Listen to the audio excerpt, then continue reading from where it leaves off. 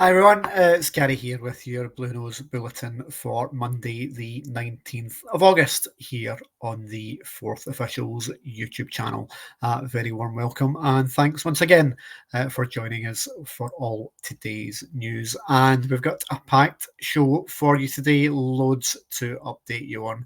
And we're going to kick off with giving you all the latest transfer news coming in and out of Rangers. And last night, reports from Croatia broke that Rangers were interested in the Salernitana fullback Domagoj Bredaric.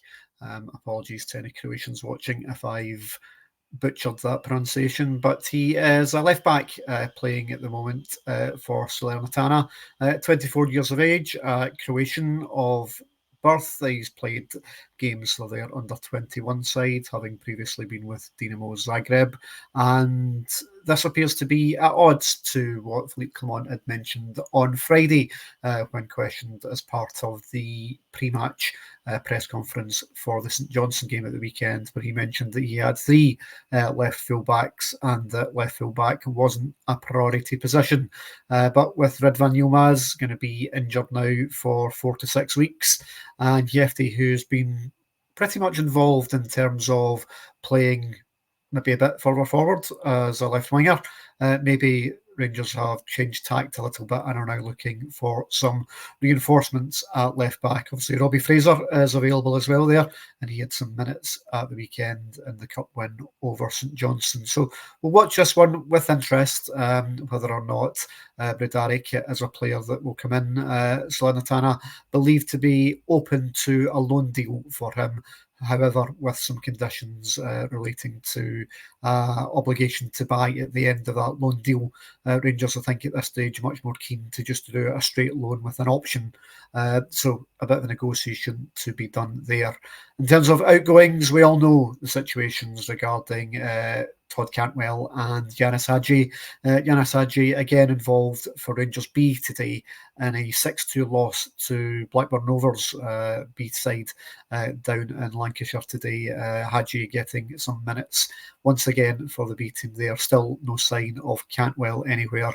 Both players very much on the market and expected to leave Rangers before the transfer deadline breaks at the end of the month. And that will then hopefully give Rangers some flexibility in terms of being able to bring in some bodies in the midfield area. I think very much will be needed. Kieran Dowell kind of failing to impress too much at the weekend, although Connor Barron continues to be a standout in the midfield area. So we'll watch that one with interest. Big news coming out of Rangers today is regarding the consignment of steel that has been the contributing factor to the reliant on having to play games at the temporary home of Hampden at the moment, whilst Ibrox is undergoing renovation works. And it was revealed today that the third consignment of steel has arrived at Ibrox, and Rangers very much on track for John Bennett's optimistic hope of Rangers being back home by the end of September. Now, Rangers do have a game lined up with Hibs on the 28th, possibly 29th of September now, based on European fixtures being in the Europa League. So that one could well be the first home game of the season. Rangers very much hopeful to have a conversation with UEFA with regards to organising the first Europa League group stage game away from home to allow a bit of flexibility.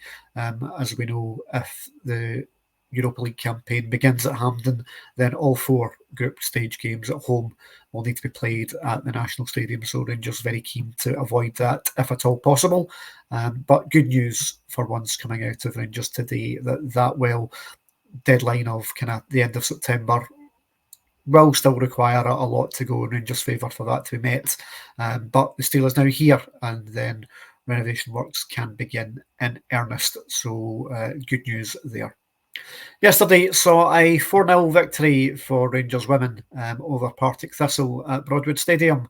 A hat-trick for new signing Katie Wilkinson.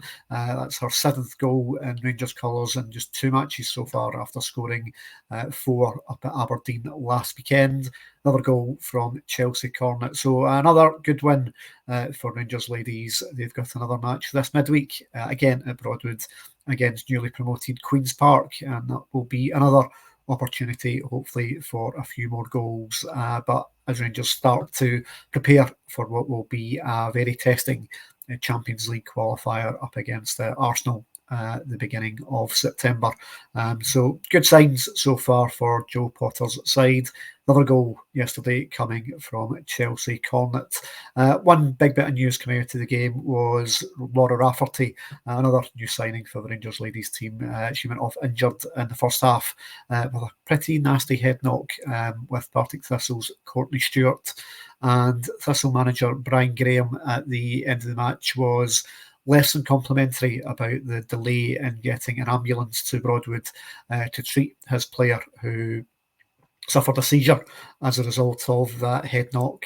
More than 3 hours waiting for an ambulance to come, and Brian Graham, quite rightfully, very critical of the delays and stated that wouldn't happen in the men's game. So not an ideal outcome for the Thistle player, and we wish her well and her recovery.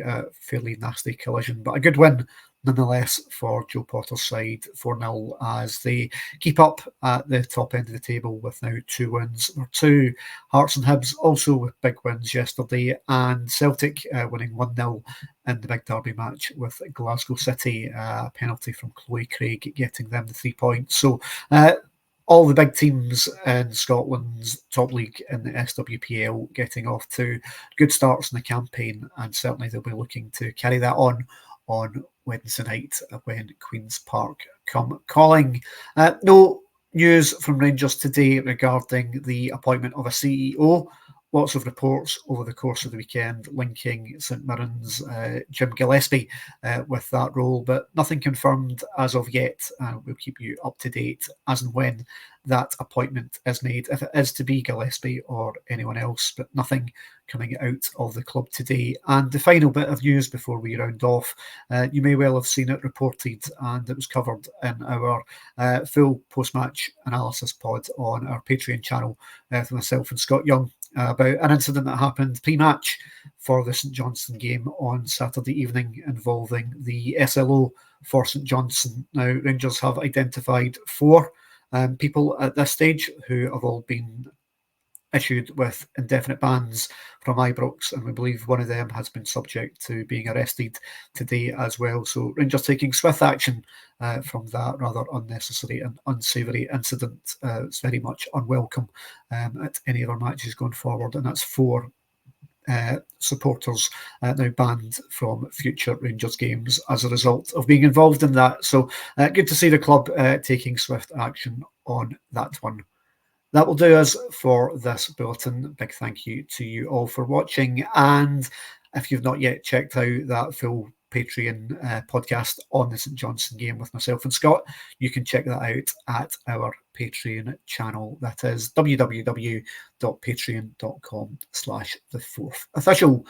I'll speak to you next time. Thanks for watching. Goodbye.